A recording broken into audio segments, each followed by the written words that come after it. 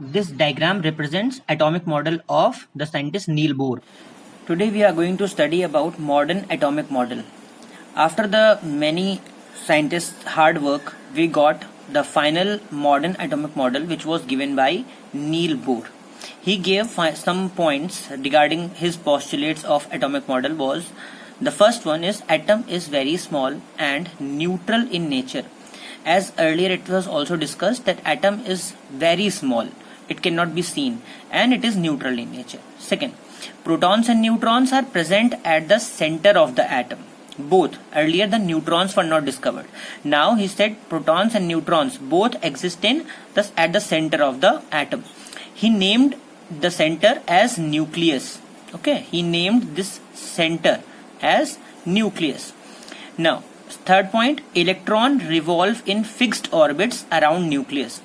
Like last time I told that he explained the stability of the atom. So this was the some basic points which were new in his atomic model, that electrons revolve in fixed orbits. Earlier it was not said. Next point is the number of electrons and number of protons in an atom are equal.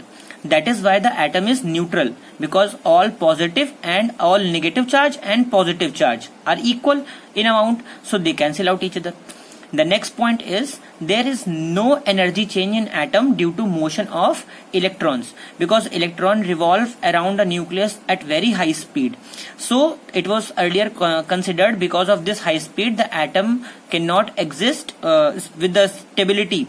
But he said because of his theory that energy change is not there because of the motion of electrons, so atom is very stable. These were some important points of Niels Bohr.